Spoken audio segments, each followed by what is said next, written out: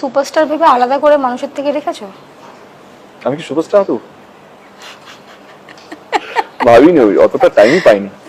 যেখানে শাকিব খানের নাম আসলে মেগাস্টার তকমাটি চলে আসে, গ্লোবাল মেগাস্টার তকমা চলে আসে, সেখানে দেবের নতুন একটা চলচ্চিত্রের একটা টিজার আসছে, সেখানে দেবকে বলা হচ্ছে মেগাস্টার। কিন্তু মেগাস্টার বলার আগ পর্যন্ত আমরা কিন্তু সুপারস্টার নামটাও শুনতে পাই নাই। মানে শাকিব খানের নামকে পুঁজি করে শাকিব খানের জনপ্রিয়তা দেখার পর তারা কি করছে, মেগাস্টার নামটাও মানে দিয়ে দিয়েছে।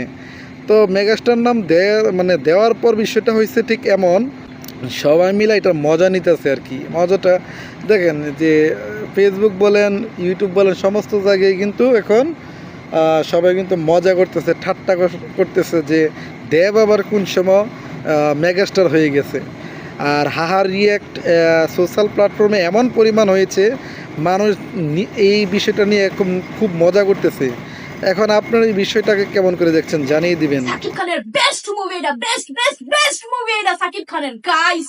ভাই বাংলাদেশের মুভি এটা, কেউ মানে একটু কোন এইটা সাকিব খানের মুভি।